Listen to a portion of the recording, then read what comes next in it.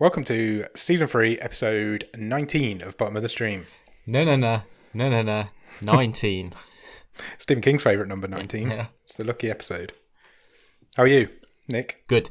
Nick. I'm very good, Adam. I have sealed myself into this sweat box for the next It is boiling in here hour as well. or however long we're going to be here. It's boiling in here tonight as well. It is a little bit warm. Yes. Sweaty. Yeah. Gonna, Oh well, it's all gonna good get fun. good and sweaty with you. As always. Yeah. Any gossip, any news, any shopping cart stories? No shopping cart updates this week. No. I had my shopping delivered this week. Fair enough. First, so no, I have not. I've not partaken in any car park activities. That sounds wrong. I immediately retract my last statement. So you have been partaking in some car parking? No. Maybe you shouldn't retract it. I've not been near any car parks. Cool. Good. No I'm glad one to write hear to it. me. I'm glad you've got that out of your system. How Let about me you? run through this. I'm all right. Good. Life's just ticking along as normal. Nothing changes.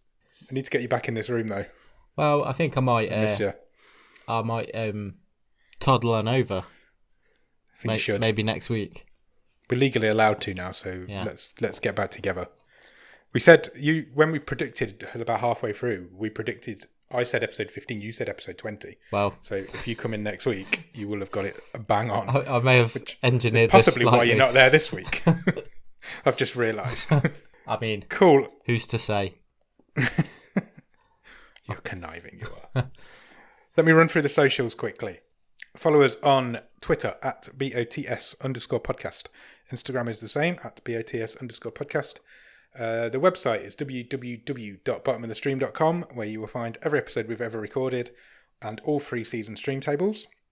You can also check us out on Patreon if you don't mind. It's patreon.com/bottomofthestream, where you will find some extra bonus episodes, early access to episodes, a newsletter every month, some merch, I said the newsletter. What else do we do? A wild card. You can get a wild card if you come in at a certain level, so you can pick a film that we talk about.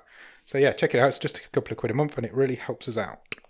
Yeah, I have. I just been putting on the day that we're recording now. I've just been putting the finishing touches to this month's newsletter. So that Good. will probably be winging its way to our Patreons for the start of August. August. How's it August? I know, it's crazy. It is crazy. How's that happen? I know. If you can't join the Patreon, then please spare a few minutes and leave us a review on Apple Podcasts, on Podchaser, or anywhere else that you get your podcasts from, because that helps the algorithms, puts us in front of people's eyeballs and then at their fingertips so they can put us in their ear holes. Very well done. Have you got any Netflix news? I have. Good. Should we go? What we got? Should we go Netflix news tag? Yes. So I'll go, then you go. Okay, I've got 1. How many have you got? 2.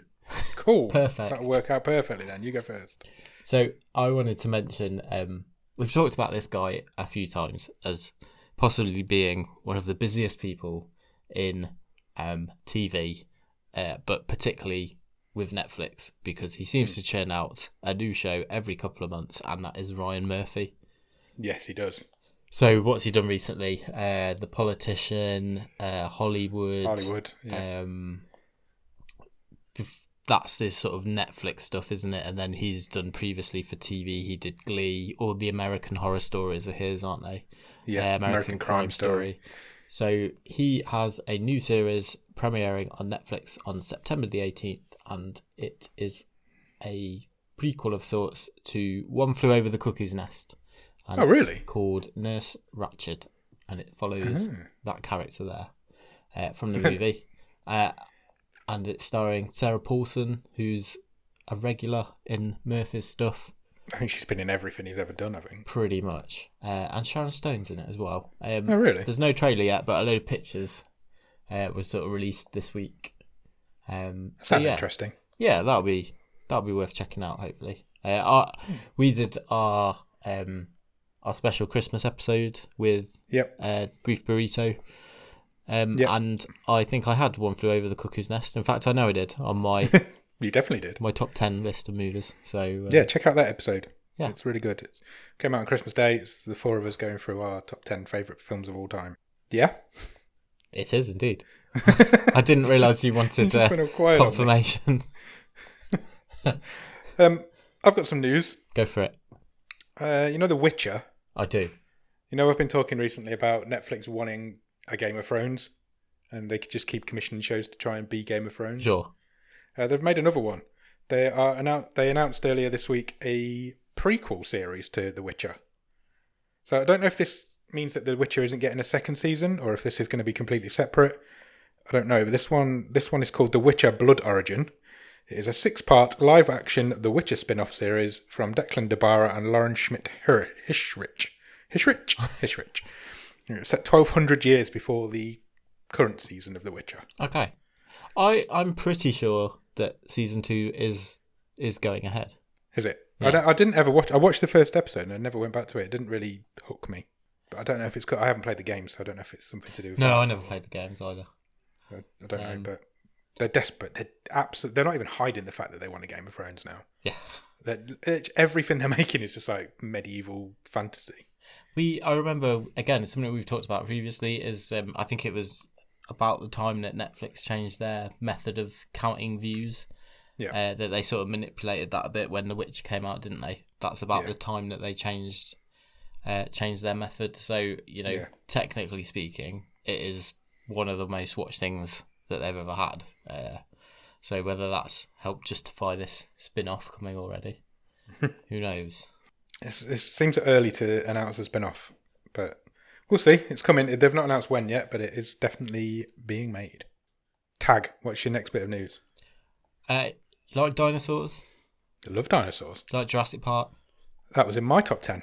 It was. In that Christmas episode. So yes, I do. Jurassic World? Yeah, don't mind it. So I have no issue with it. Well, you might want to bookmark September the 18th then, because not only are you getting Nurse Ratched, you're getting a 6-part Jurassic World spin-off. Really? It's an animated series. All right. And it's called Jurassic World Camp Cretaceous. Oh. I believe it's aimed at more of a younger audience, and it basically follows a group of 6 kids who are on an adventure camp out on Isla Nublar.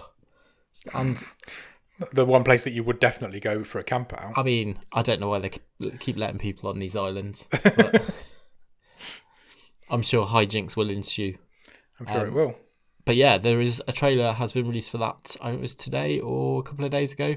It looks fun. So yeah, go and check that out. Excellent. I'll definitely check that out as soon as we finish recording.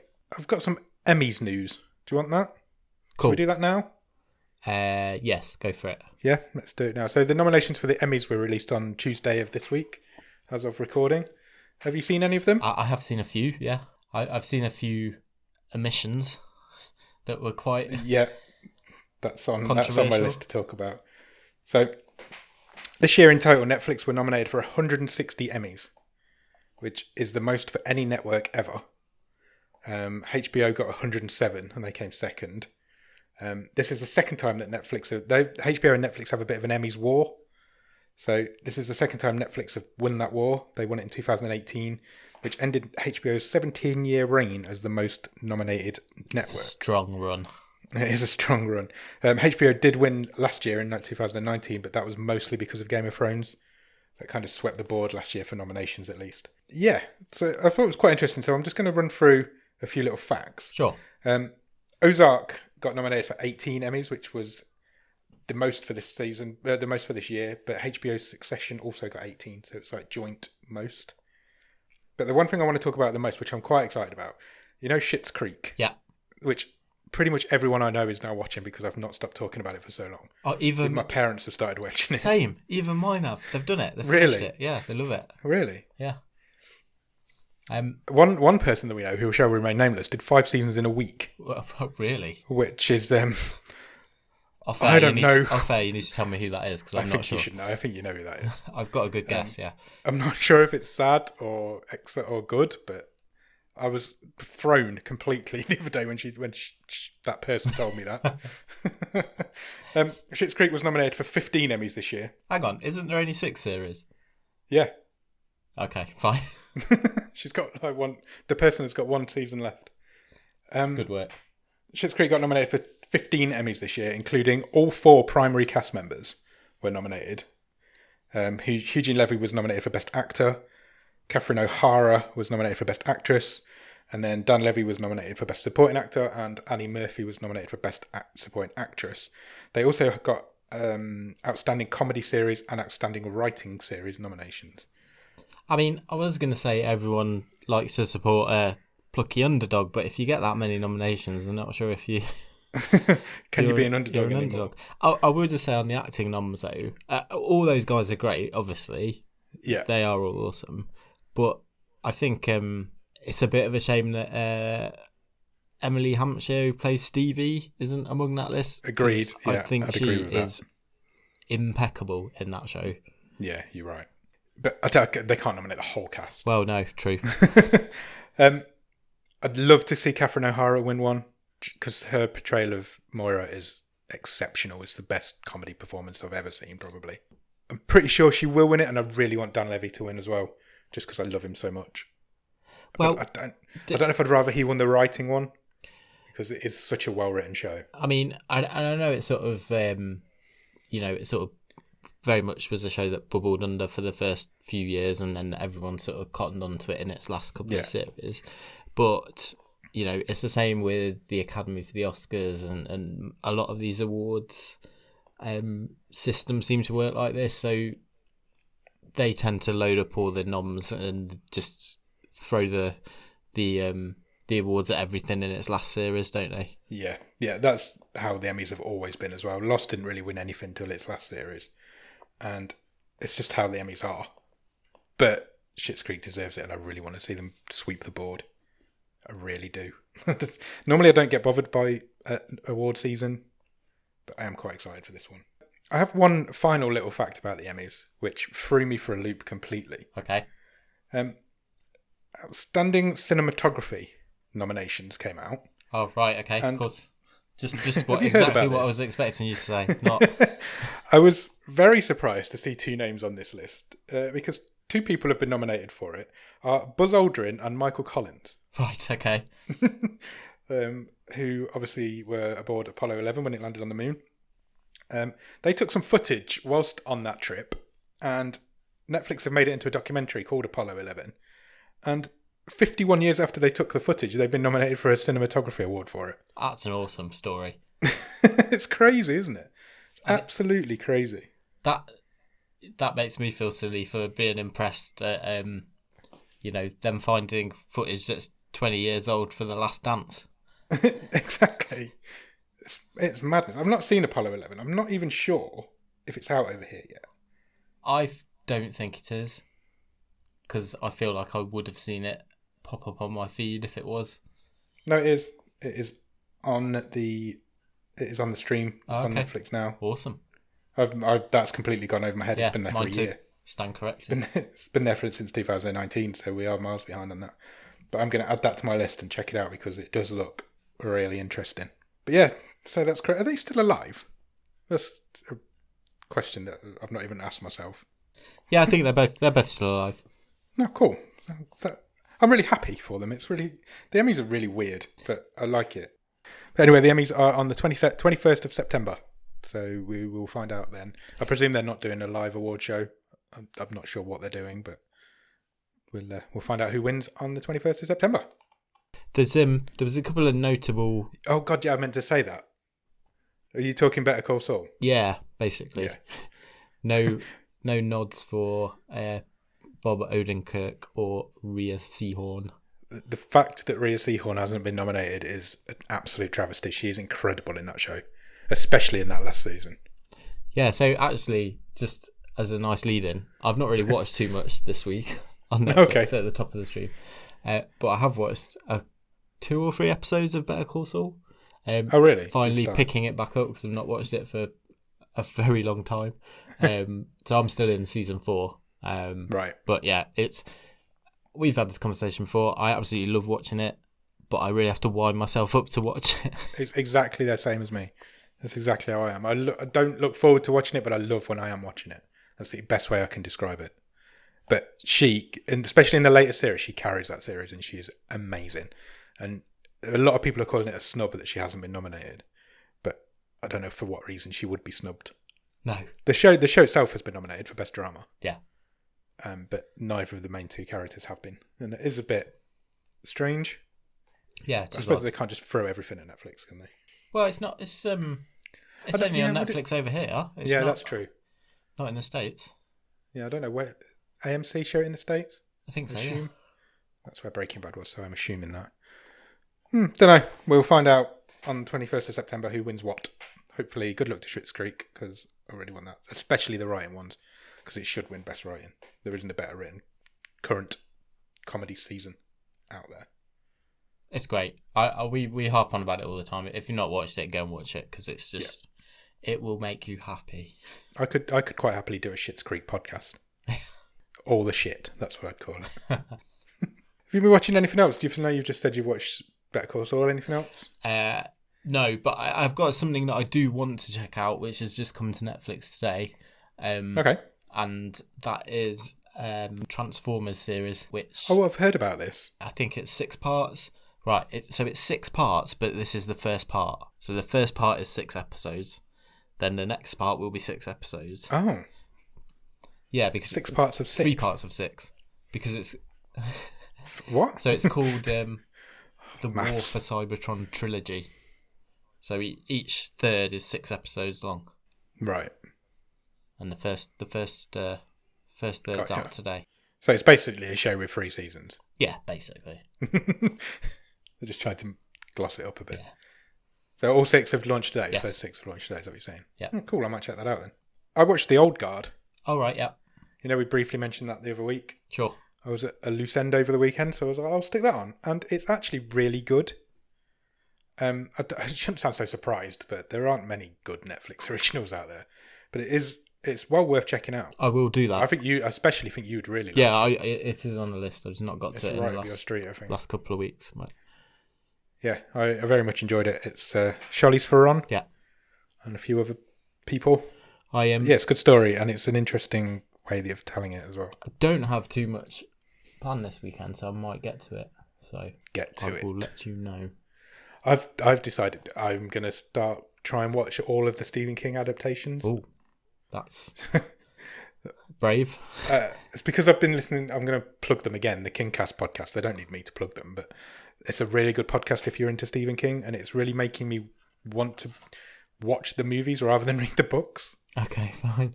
So I watched Cujo the other night. Yeah. I hadn't seen it for years, and it's so good. It's a proper good horror story. So if you've not seen Cujo, check it out. It isn't on anywhere. Oh, it's on Amazon Prime, but I shouldn't say that. But yeah, check it out. They've recently done an episode on the Lawnmower Man. Oh, blimey. I've not seen that. I've never seen that. So that's going to be next on my list, I think. I have seen it. I have not seen it for... that's one of those movies I think I probably saw a bit too young. Didn't understand what the hell was going on. And I've never watched again. So, that'll look interesting now. What? Yeah, I can imagine. This virtual reality at the time. Yeah. This week's episode's on The Tommyknockers, which is without a doubt the worst book Stephen King ever wrote. And without a doubt the worst... everybody says it's the worst adaptation, but I've never seen it, but it is over 3 hours long. It's a mini-series. So, I think you might... not to put a downer on your quest, I'm sure that you'll have a good time, but I think you might struggle to find some of those things. Yeah, a lot of them are going to be hard to find, I think. But I'm on it. I'm going to try and do it. So we'll see.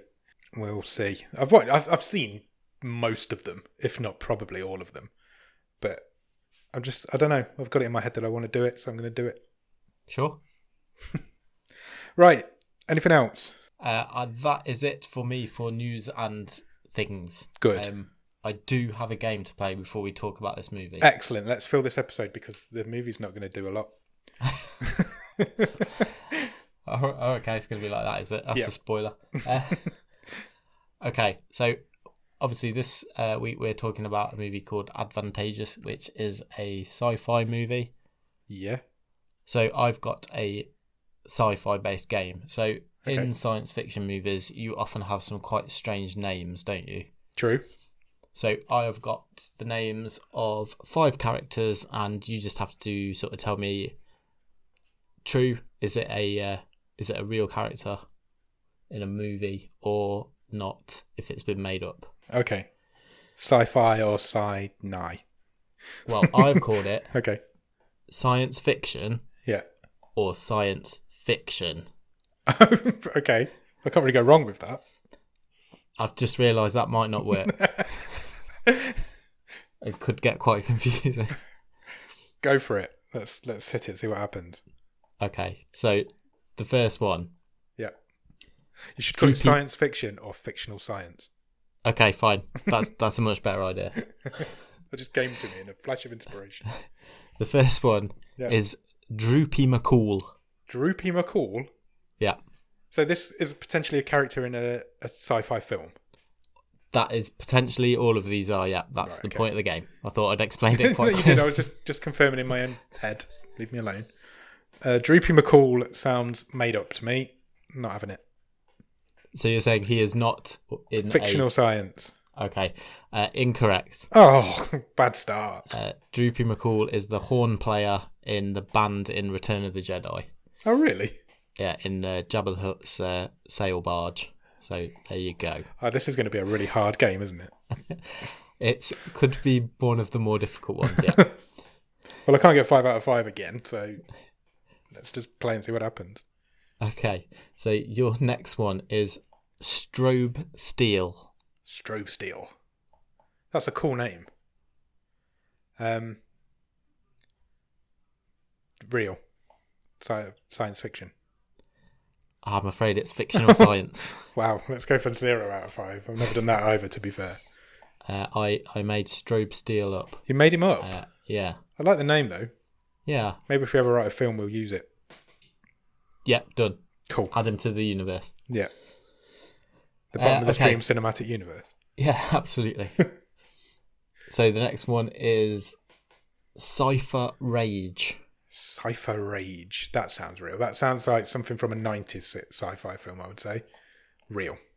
You are correct. It is a bit later. It is Okay. Will Smith's character in After Earth.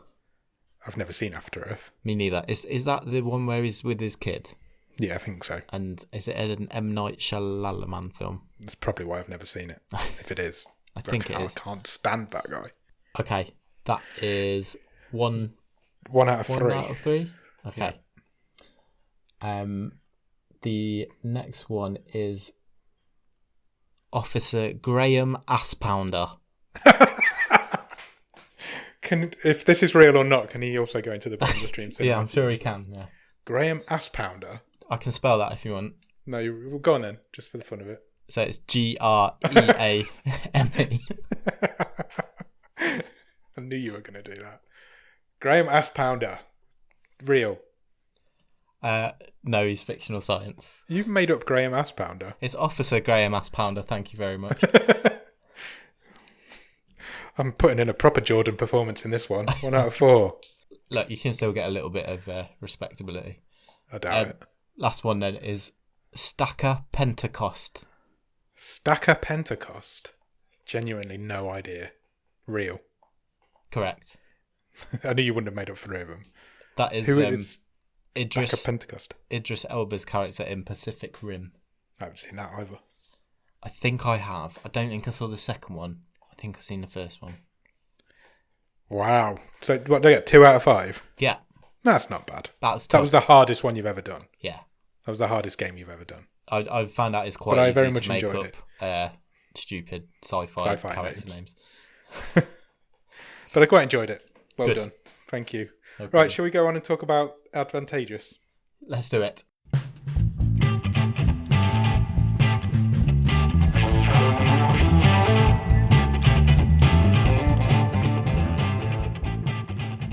Okay, Advantageous is a film from 2015. It is a 12. Runs for 1 hour and 30 minutes and it's currently rated at 6.2 on IMDb. Stars Jacqueline Kim as a character called Gwen because of the sci-fi names Gwen. Yeah. You will know her if you've seen Star Trek Generations from the 90s. Oh, I have. And I didn't recognise her. she's a lot older now. And she was also in Volcano off of the 90s. But hasn't really done much since. Also stars James Urbaniak, which is a great name. He plays That's actually a real name, not a sci-fi name. But he plays a character called Dave Fisher, which is also not much of a sci-fi name. He's been in a few... I bet you've not seen it. There's a film about Tesla come out earlier this year. I've not seen it, no. No, he's in that. Also stars Freya Adams as Gwen 2.0. She hasn't really been in anything else, including she's not really in this. And also stars Ken Jeong. Jeong? Young. It made me laugh because I watched the Community Table Read. I said I wouldn't talk about Community in this episode, and I'm doing it.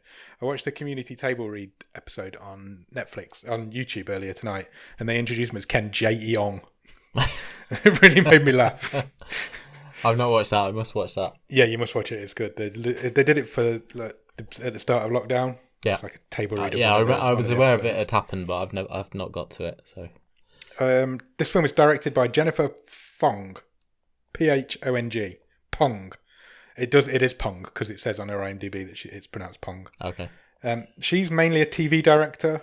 She's directed episodes of The Exorcist, Riverdale, Quantico, The Boys, and Agents of S.H.I.E.L.D. most famously. And it was written by her as well, and alongside Jacqueline Kim, who is the main character. They wrote it together. Nice.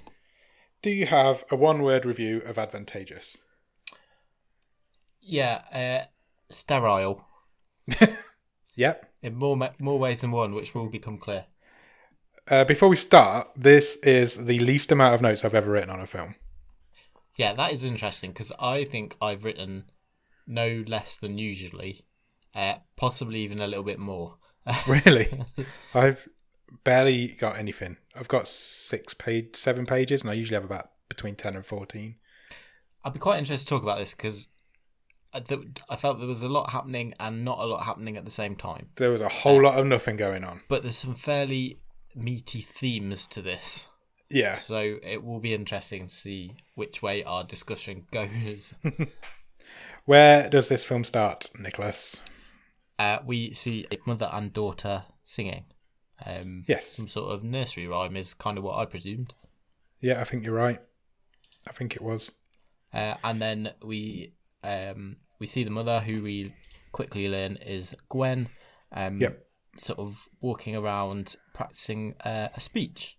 Yeah. And she is practicing it in English and French. Yeah, she's kind of multilingual, isn't she? She is, yeah.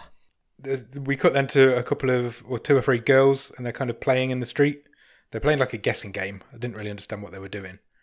They were trying to guess something. I didn't really get what they were doing. They were guessing like a person or a character or something. Yeah, they were giving clues, weren't they, and trying to guess it. Suddenly, like a airship flies over their heads, and we cut to a long shot of like a city, futuristic city. Yeah. So you can tell this is set in the near but not too distant future, yeah, I guess. That's fair. They don't really say when, do they? But no, it's very dense, isn't it? There's a lot of sort of electronics, advertising boards and stuff. Yeah. Like you say, You've seen this sort of there's thing like before. drone type things flying around. Yeah, you've seen it before. All these sci-fi films have it, don't they? One of the signs that they walk past is kind of showing that there's a lottery about to happen to get a place at school, basically. So we're quickly starting to learn that there's not enough education to go around, basically. Basically, yeah. And the same with jobs as well. Yeah. We cut back to Gwen. She's walking down the street. She's on, I want to say a telephone call, but it isn't really a telephone, is it? It's just like an in-ear implant that they all have. It's kind of like, just like they've got a little like doofer they put in their ear, haven't they? Yeah, like a little Bluetooth headset type of thing, but smaller. She's on a call with a man who it later turns out is her boss, or at least the owner of the company that she works for. They're having quite a heated disagreement in the street, I guess. He's also watching her at the same time. Yeah, he's got some sort of weird camera system. It's all on either... Well, I've put CCTV, but I always think it's probably a combination of these like little drones flying around. Drones, yeah. So Big Brother's always watching type thing. Yeah, she can't see him, but he can see her. And eventually she puts the phone down on him because she meets up with her daughter. Like the two like kind of walk into each other, don't they? Yeah. And meet up. She's come to pick her up.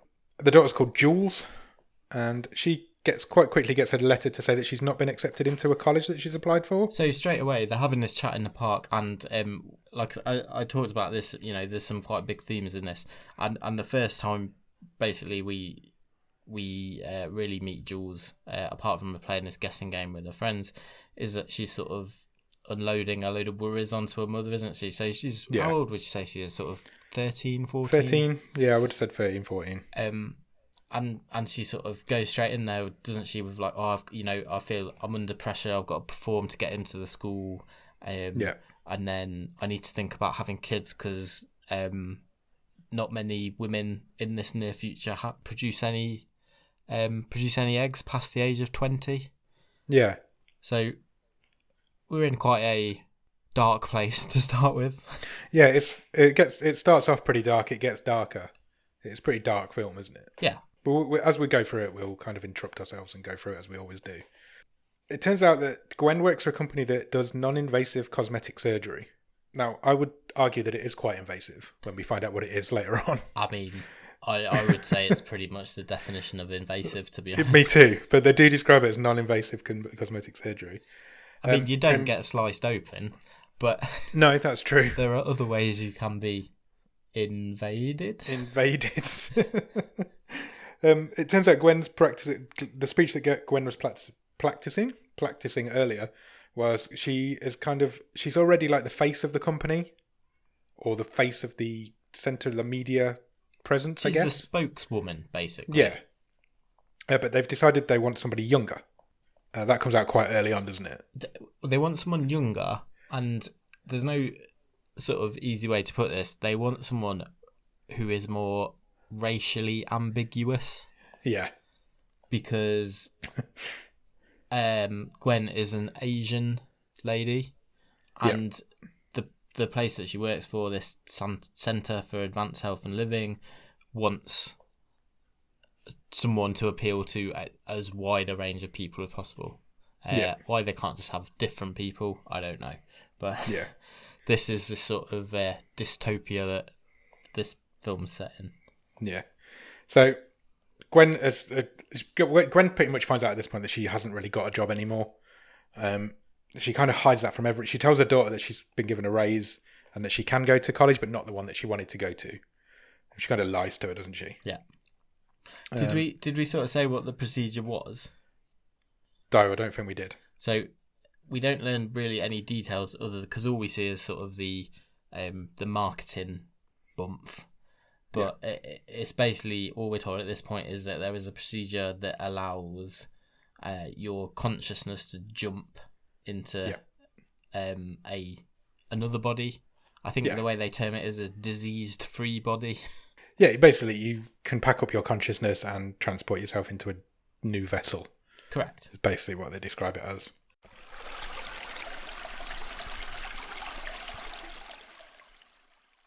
Gwen gets a phone call at this point telling her that she's like I want to say like a personal assistant, but it's like a smart assistant. It's not real. Yeah. It's like a bit like having an Alexa on your wrist that's just chatting away to you all the time. And she's got that applying for jobs for her. Yeah, so she's like, yes, I've submitted my resume. Yeah, tell me who's interested, basically. Who's interested. And it basically tells her that the best option would be to become an egg donor because it will pay well. And she doesn't really need to get a job if she can do that. Yeah, so she is obviously a bit of an older lady. She's certainly older than 20. But she obviously still has this option. But she's not keen to go down that avenue. No, she's not keen to give up on her job currently, is she? We cut from there to what I've written down as an awesome waterfall skyscraper. Yes. It's possibly the most impractical building I've ever seen in my life. It's a big skyscraper, probably, well, you know what, sorry, I'm not going to describe a skyscraper to you. But it's got like a waterfall on the top that goes all the way to the floor. And it's so loud. It's basically just a water feature that's several hundred feet high. Yeah. It would be very impractical and very, very loud, I would imagine. If you're working in that office... Oh, you'd need a wee all the time. You may as well just like park your desk up under Niagara Falls. Yeah, we've been to Niagara Falls and that was fucking loud. And that's basically what this is going to be. Yeah, it looked good, but it was quite impractical. As she tries to get in, she can't get in the door because her ID has been deleted. Yeah. I don't know how much of this I'm skipping over because I didn't write a lot of notes. So I've got you back, if I'm don't missing worry. big chunks. Is this the point where we meet Izakaya? Yeah, but I don't think she's named in there. She does. She says her name quite early on. Oh, does she? So Gwen gets told to wait in this little room basically. Yeah. And the faceless voice the other side of the door says, "Oh, I see you brought back your uniform." I think that's what she had. And then all of a sudden, the boss turns up. Who's called Izakaya. And that is, I thought it was Isa. When I saw it on IMDb, I was like, oh, she's called Isa Cryer. She's called Izakaya. That's how she says it. It just made me laugh. She's played name. by Jennifer. I never know how to pronounce her surname. She's a British actress, Jennifer Ely. Yeah, I think it is. And this is the second time we've seen her this season. Is it? Yeah, it is. Do you not? Wow. Do you remember where we I've saw her missed that. before? No. So she played the bedridden mother in I Kill Giants. Oh, wow. Yes, she did. You're right. I'd not picked that up at all. But she was only in it for like one scene. Yes. Quite late. A bit like this one. But Well, yeah, true. She's not even this a lot. Well, I hadn't picked that up. I hadn't gone through her IMDb list, to be fair. Well done. thanks. You're doing my job there for me. And she talks to Gwen, and basically we know where this is going straight away. She tries to manipulate her, doesn't she? Yeah, she basically, she's quite mean to Gwen. She tells her that she's not really got any chance of getting another job. The boss turns up and basically says, "Yo, old." Yeah, it's basically what she says. You're too old. You're not going to get another job. The market's completely saturated by younger people. If you leave us now, which you are doing, you will be washed up. Yeah. Basically, is what she says. She's quite horrible to her. So she's planting a seed for something, isn't it? And I think we know where this is going straight away. Yeah, definitely. As Gwen leaves, she gets another call from her personal assistant person thing. It tells her that somebody's raised a flag on her resume. Somebody's questioning one of the facts on there. Yeah, they called it.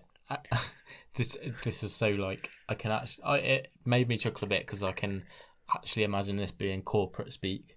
They called it a counter endorsement, which was preventing. Preventing her resume sort of from going anywhere really. Yeah. And I thought this exchange was really weird because it kind of the light bulb goes off for Gwen that this personal assistant she's talking to isn't a person. Is a person. No, it isn't. Isn't a person. She knew that, didn't she? Yeah, but then she has this conversation about like, oh, are you not real? Are you automated? Yeah. Well, I just thought he was all the way along. I thought she asked it if it was human, and it turned into a right dick. Yeah, because it's like, what is It's the like it wouldn't ask definition for- of human? Human, yeah. So I figured that it probably was a human, and she Oh, I thought didn't the other way realise that around. it was. Either way, it was really confusing. It was, because obviously we've interpreted that completely opposite to each other. I thought that she thought it was a smart assistant, and then realises that it's a human. But you've gone the other way. Yeah, I have, yeah. Well, either way, it was being a proper dick to Yeah, her. it was. It was. And she's broke, basically. She's completely. not got She's much money left. What she does do is she goes to this, like, I've written, weird futuristic bedroom hotel type thingy. And she checks herself in, and it's just a concrete room with a bed in it. Yeah, it's got a nice carpet. Yeah, but there's not a lot. There's not a lot else. It's like a wardrobe, basically. It's the Yeah. size of a wardrobe. She can't even a bed. lie out like Flat. fully, flat out. She takes her shoes off. The guy at the door is like, "Do you want any company?" Which is a bit weird. And she's like, "No." And she just goes and lies on the floor for a bit. Yeah, nothing else happens in there, and it never gets referenced again. So what I think this was, we talked about like the CCTV and the drones. I kind of got that this was like a business that you can then go and rent this space for a few hours just to be not spied on, basically. Plugged into the system. Yeah. Yeah, she just needed some time away on her own, didn't she? But this is like a 30-second thing. I've gleaned that. That's not It's a completely unnecessary scene, Yeah. is what it is. It's just out of nowhere and doesn't progress the story at all. Because in the very next scene, earlier on in the film that we've kind of missed out, she spotted a homeless girl that lived in a bush. Yes. Yeah, so she goes back to this bush and she gives her some food. She was sleeping in a flower bed, wasn't she?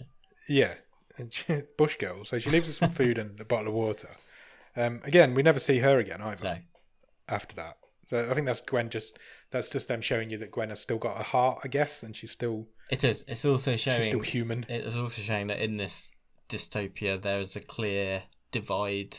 Class divide. Yeah. Well, it's not only a class divide, but it's a gender divide as well. Yeah. So it comes up later on that the man is looking to basically because of this sort of job shortage, if you're a woman, you're getting a sack basically, and you will be expected to stay at home. Yeah. Because the alternative of sacking all the males, they believe, will lead to anarchy on the streets, which is a pretty terrible place to be in either way. So this is clearly a pretty horrible place. Yeah, it's not a nice world to live in, isn't it? We cut back and they're together, the daughter and Gwen, Jules and Gwen are together again. And Jules says to her the one thing that I imagine that most parents don't want to hear from their daughter. She says, "I don't know why I'm alive." Yeah. Which is really deep and really dark. I did quite like this scene. And, yeah. And I had a lot of time for the character of Jules. I thought she was quite interesting. She was the best thing in it. Definitely. And again, she sort of says, I don't know why I'm alive.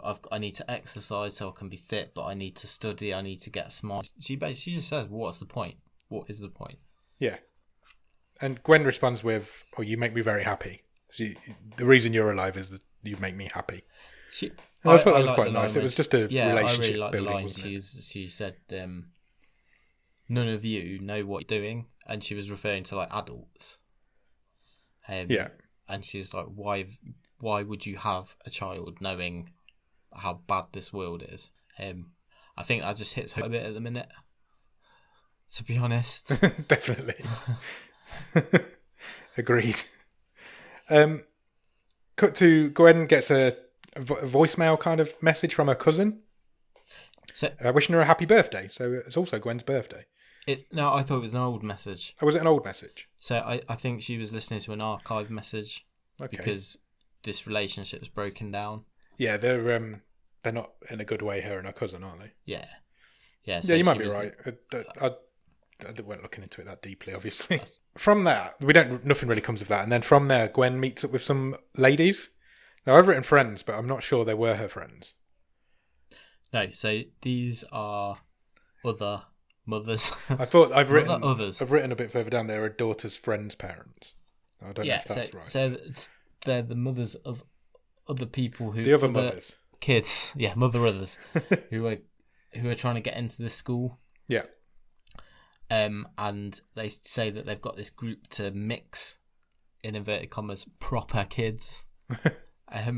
So that they're not interacting with the wrong people. Yeah. And they basically say, Jules is obviously really clever. We hear the great things about her.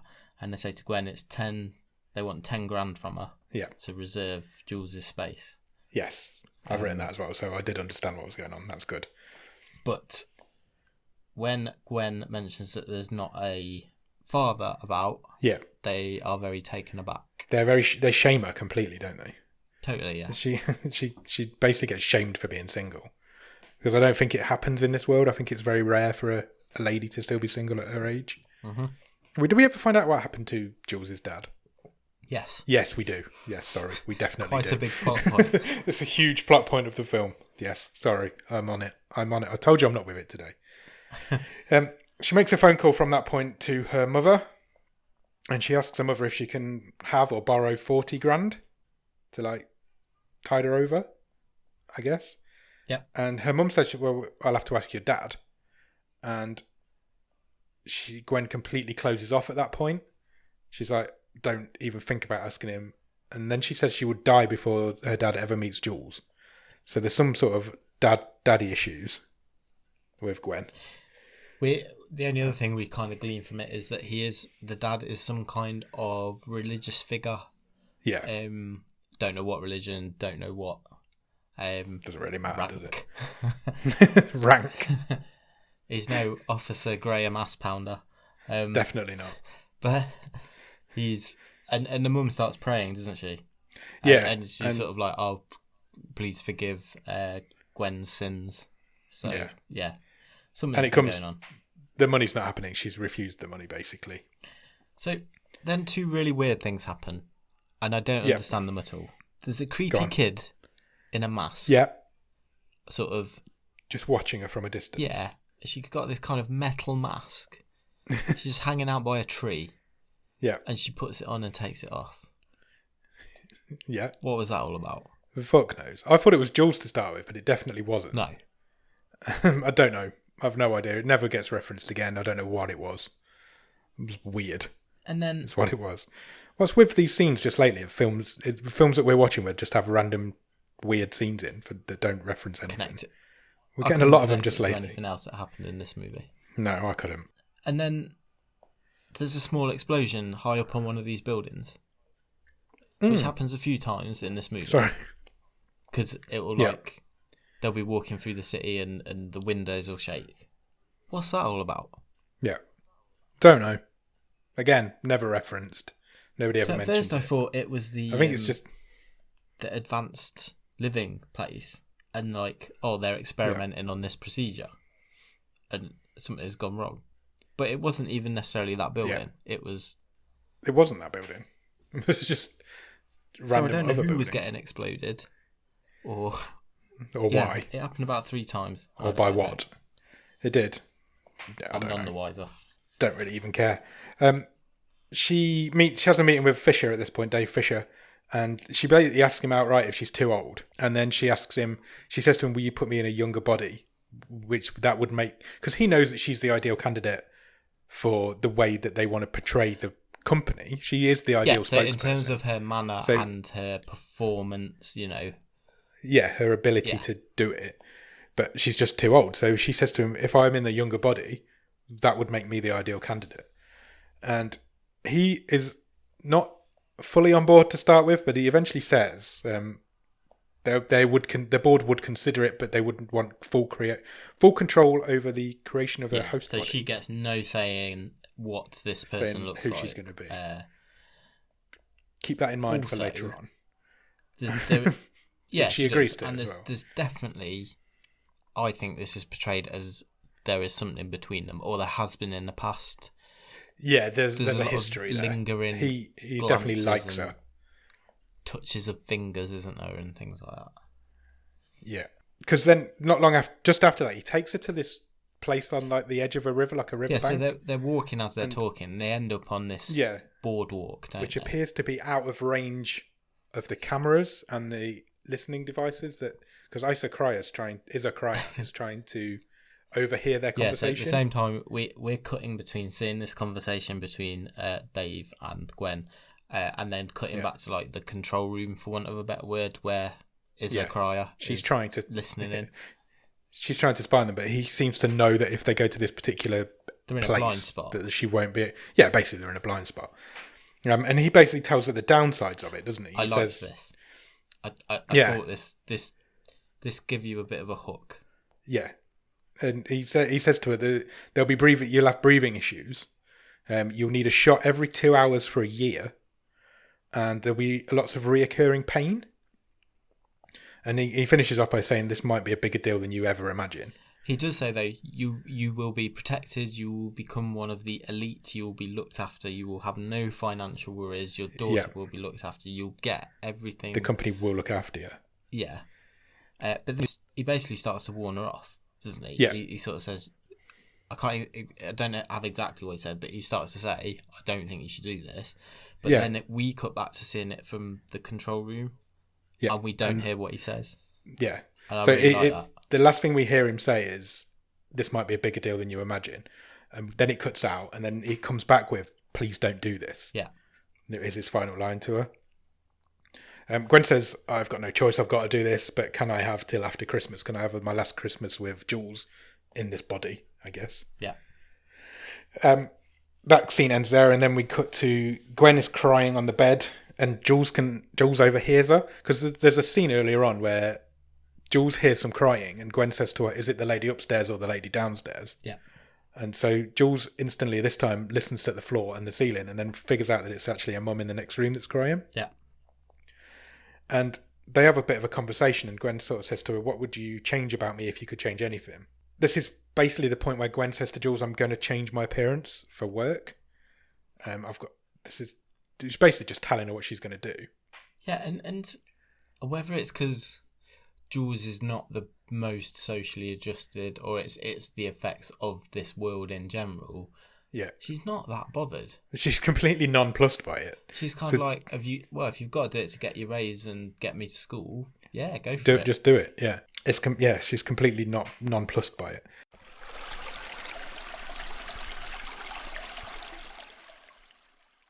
Cut to Gwen she meets up with Han, who is Jeong's character. Yeah. We don't know who he is at this point. He's not happy to see her. But he is very much not happy to see her. He basically rips her a bit, and then he asks her to leave, which she does, because his wife's coming back, and he doesn't want her there when his wife's there. And just as his wife comes in, Gwen bursts back in again. And this is when we find out that Han is Jules' dad. No?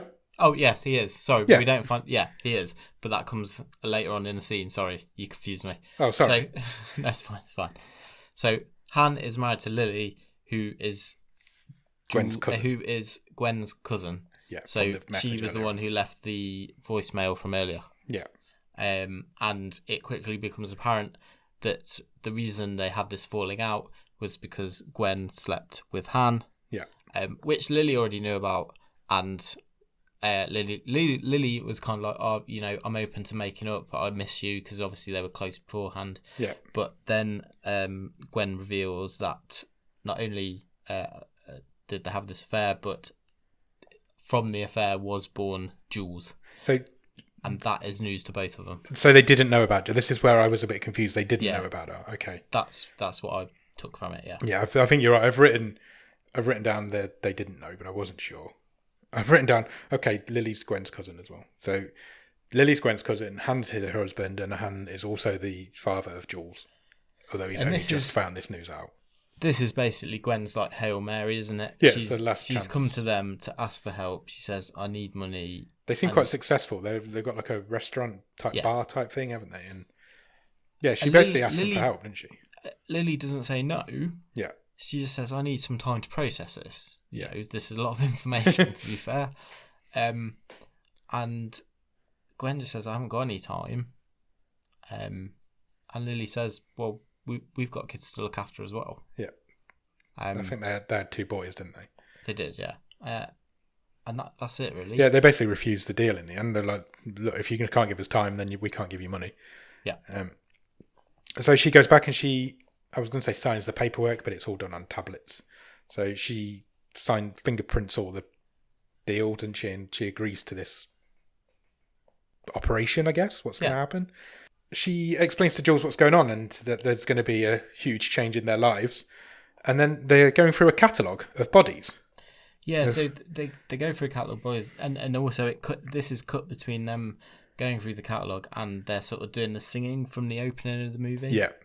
At this point, I'm checking the timestamp. Me too. There's 20 minutes left. Yeah, and this operation hasn't even happened yet. The pacing of this is all over the shop. Also, why they were going, because they had like a tablet that was with a list of all the different pictures of all the different bodies on that she could choose. And I'm sitting there thinking she was told she wouldn't get to choose. Yeah. So why is she now being able to choose? I was confused by that. Why are they taunting her? They're just going, "Hey, you can have a look at these. Yeah. You don't get to choose, so it doesn't matter." But the one they settled on is the one that they picked. Well, it's the one that was lingered on, when they were... Yeah, the one that she had. So they obviously changed their mind. Cut to there, and it is now Christmas. This is a Christmas film. It's not a Christmas film. Don't give me that shit. That's becoming one of our catchphrases. It's a Christmas film. It's not a Christmas film. They're sharing a pie and singing some hymns. There's some hymns playing in the background. And like you said earlier, it cuts in with the singing from the start of the film. The singing from the start of the film continues to play over the sci-fi montage I've written down of the transition happening, which takes no longer than 2 minutes of the film's time, I guess. You see some wires glued onto Gwen's head, and some of them start lighting up blue. And then in the very next scene, she's coming home. So I figure a lot of time has passed. Gwen 2 is coming home. Gwen 2.0 is coming home. Yeah, she's coming home with Jules. New Gwen goes and does the speech for the company. She is the same person, obviously, but in a different body. So she can now do this job that she'd always wanted. Seems to go really well. Yep. And just after that, she gets a message from Han and Lily. It turns out they want to help now. So it's kind of hit the news, hasn't it, that Gwen's gone through this change. Because is she the first one that's ever done it? Or just like a test subject? It's in the speech that she gives, isn't she? She's selling this procedure. And she's selling this the new hook product. Of it is, and I can vouch for it because here's my old face and here I am now. It's quite the selling point. So, she is becoming a famous person, basically. We then cut and... Which prompts Han and Lily to decide they want to help her. But they hadn't... It later turns out they weren't doing that because of this. So right. They were calling out the goodness of their heart. They don't know that this has happened. This changeover. So this is intercut with her going to the club. She meets the mother others. And she's now like accepted into the group, isn't she? Yeah. In the privacy of her own home, though, she's not the same. One day she forgets her shot, and Jules finds her all curled up on the kitchen floor because it's not. She's like feeling pretty rough about it, I guess. I think it says that she has to take them every couple of hours. Every 2 hours for a year. Yeah, that's what he says. She's not the same. She can't play the piano properly anymore. She starts falling over quite a lot. A few times there's shots of her falling over. And Jules says to her, "Did the operation make you weird?" Yeah, which I thought was an interesting line. And then we then have this huge tonal jump. Completely. And it's just, it moves far too fast. So we go from that sort of, does this operation make you weird? So the next scene, they have an argument in the kitchen and Jules just, "Where's my mother? You're not her." Yeah. And they end up sort of coming to blows. Yeah, they have a fight. I just think it is really it happens well so edited you're right. or directed. No, agreed. I think it's supposed to tell us time has passed. Yeah. But it's not well done. No, it's not. It's really jarring. I don't like it when a film tells you, or like I've said this before, like 6 years later comes up on the screen or whatever. But this film doesn't even attempt to tell you. It doesn't do anything to tell you when time's passing. And I figure a lot of time passes during the duration of this film. But I've no idea. Just give me a few like establishing shots. Yeah, give me something. Yeah. It's not difficult. It's a happy medium, isn't there? Yeah, absolutely. Just after the fight, Gwen calls Fisher, Dave, and tells her that she regrets her decision, basically, and that she needs to take a break from Jules a little bit. And again, it lurches too fast because we've seen them have one argument. Yeah. And she's now gone back to the corporation and said, "Can you take her off me or separate us?" Because she hates me, basically. Yeah. Fisher agrees to meet her, and he meets her back where they met earlier on. Yeah. And we get a bit of a flashback to the bit that we missed. So remember there was a scene where we couldn't catch what they were saying because Isa couldn't hear it, or Isa couldn't hear it. And he basically tells her that it's not a transfer, it's a copy. So you won't be the same person, you'll be a copy of that person. But the old body can't handle it and will die. The younger body can handle it and will be fine, but the older body can't handle it. So basically she's going to die, and it's basically cloning. She's going to be cloned into another body. Yeah, he says she will die. Your brain has been cloned. It's not a transplant. Yeah. So Gwen 1 is dead, basically. Basically, yeah, and she's just got this new Gwen has just got the memories and the personality, I guess. Yeah, but she's not been able to make that connection with the daughter. No. So Gwen 1 agrees and says that Jules can never find out. And Dave admits to Gwen 2 now that he excluded that memory from the transfer. So she doesn't remember that conversation happening. Yeah. Gwen 2 doesn't. It all gets a little bit convoluted. Gwen 2 asks Dave and Isa, because I think she meets Isa. Yeah. If she used to be someone else. And I think that's a really interesting question that is not then touched on at all. Yeah. So who was Gwen 2 before she was Gwen 2? Yeah, exactly. I think that's a really interesting story.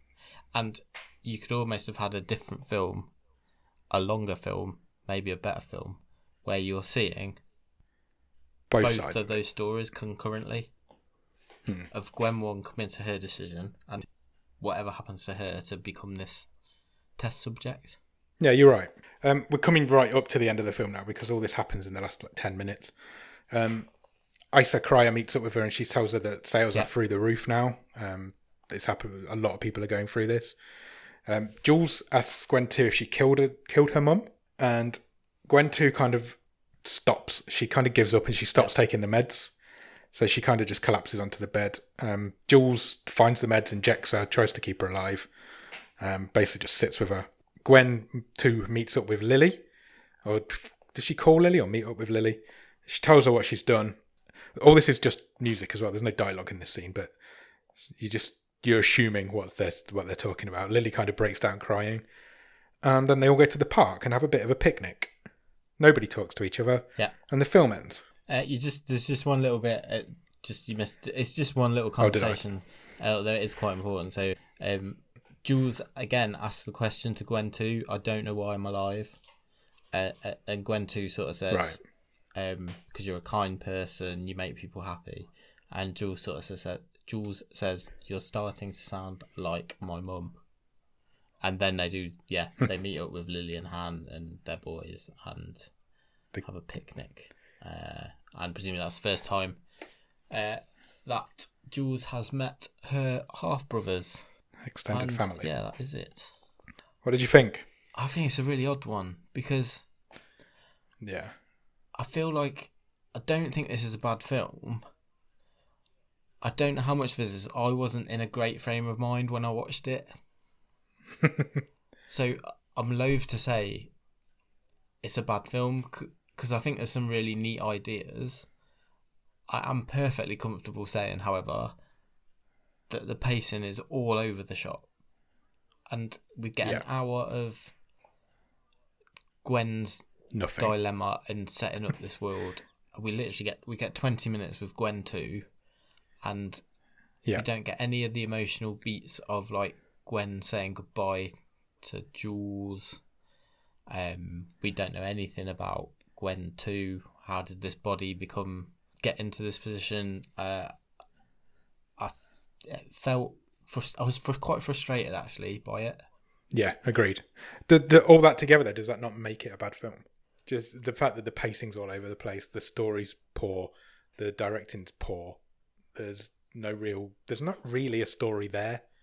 It's a body swap story that's not really told. I would be happy to call it a bad film. Yeah, but I didn't enjoy it. That's what I'm saying. I think there's some really interesting ideas and themes here, but it bottled all of it. I wanted more. Yeah, it did bottle it. Yeah, that's a really good way of putting it. Bottled all of it. There's a good idea there, but the film is not. The idea is not realised in this film. I think it's a bad film. I was glad to see it over. When there was 20 minutes left and she still hadn't transitioned, I was like, is this even going to happen? Is this just the story of this woman thinking, well, I might do this, and then we don't even get to see whether she does do it or not? And then when it does happen, you're like, well, I've got like 15 minutes left now. I can't develop a relationship with this new Gwen, and all she does is just not take her meds. It's just, it was pointless. The whole dilemma was pointless because there was no payoff. There's a better film in here. Yeah. With more time and money. Maybe. I could not get on board with it at all. I did not enjoy I will say that it for a 90-minute film, it did feel a lot longer. It really did. I think I texted you during when you were watching it and said, "This is the longest 90 minutes of my life." It's like I just couldn't. I did not know what was going on, and there was no character development other than Gwen and Jules. Maybe you didn't really know who Fisher was. You never really knew what even his role was. He was just like the guy that they all spoke to. Isa Cryer was a stupid name for an undeveloped character. There was enough here to keep me intrigued. Like, I wanted to see it through. Like I said, there was enough ideas here that I was like, oh, I want to see what they do with this. And I think they totally blew the landing. Yeah, they did. Completely did. But I didn't dislike this for watching it at the time. Okay, that's fair, I guess. I did. If we weren't doing the show, I'd have turned this off. I'm not saying it's any great shakes, but I didn't. Yeah, I wasn't close to turning it off. No, if we weren't going to talk about it on the show, I would have turned it off. Maybe you should have done that. That would have made it for interesting view. One week we'll do. One of us will do it. I could have just made anything up. Yeah. But yeah, no, I wasn't on board with it at all. I didn't enjoy it. I wouldn't recommend it to anybody. I just don't think. I don't know if I'd recommend it. To be honest, again, it's another example of something that I wouldn't have turned on in a million years. I also, similarly to, you remember when we watched Win It All, and we had the issue with Joe Latrulio playing this quite sensible character. Yeah, I know exactly what you're going to say. Boyle from yeah, Brooklyn Nine-Nine. I absolutely had that issue. It's my problem. I will deal with it. I absolutely had that issue with Ken Jeong. I don't understand the casting of Ken Jeong in this movie. He's only in one scene, really. But he's got quite a... Yeah, that's quite a big... Him and the character of Lily, they've got quite a bit of heavy lifting to do emotionally. Yeah. And he does fine, but it's Mr. Chow, it's Ben Chang. Yes. Having watched 6 seasons of Community in the last 3 weeks, then yeah, it was hard to make that disconnect. And you just don't see him as a serious actor.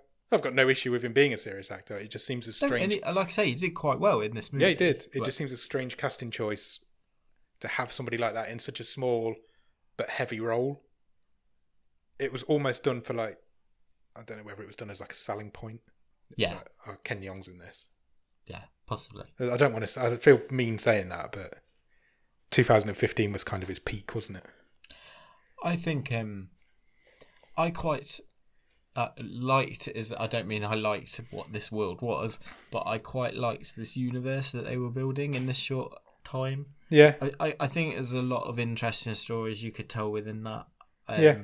You know, I didn't get as much female empowerment out of this as I thought I would. No, considering there's only 2 men in it. And it was written and directed by females as well. I think there's probably a real good that sort of story you could tell in this world. Yeah. Whether that's what happens next to Gwen or other people, but as a female uprising, I think there's some real potential in this world, but this movie doesn't tell that. No, not at all.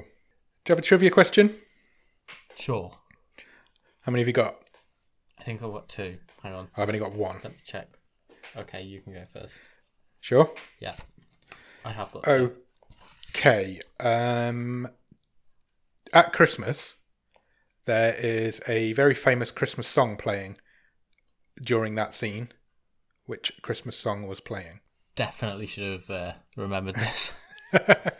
How many Christmas songs can there be? It was a traditional Christmas song, shall we say? Is it? We wish you a Merry Christmas. Does that not feel a little bit upbeat for this film? It was not, no. What was it? It was O Come All Ye Faithful. Oh, was it? Okay. So that's still 8-7.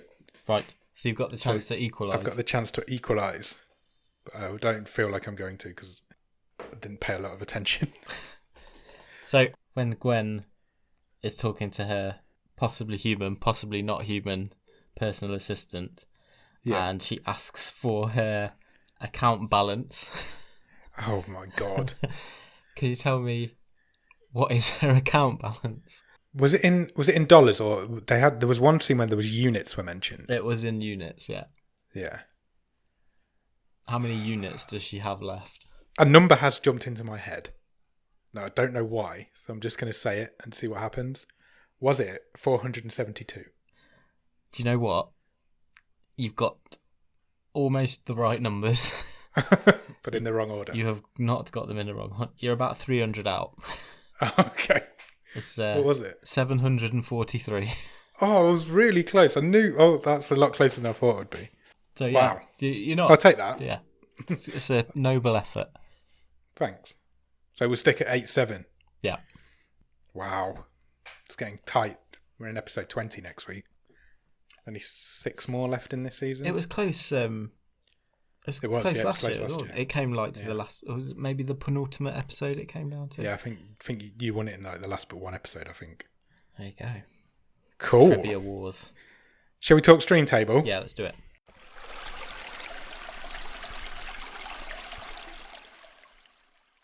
Where am I going to read from this week? I feel like I'm reading from the bottom. Yeah, I mean, go from the bottom. I probably wouldn't have it rock bottom, but it's probably. I know exactly where I think it goes in this one. So take the lead. Currently in 18th is Deadly Detention, and 17th is Thoroughbreds, 16th is Holidays, 15th is Acts of Vengeance, 14 is Ark, 13 is Tau. I don't think I need to go any higher than that. Do I? Go a couple higher. Really? Yeah, just 12 is Time Out, 11 is Zombievers, okay. 10 is I Kill Giants. Where would you put it? No, you go first. Okay. I'm interested for you to place it, and then I will argue for you me, up or down. For me, it is just slightly better than Thoroughbreds.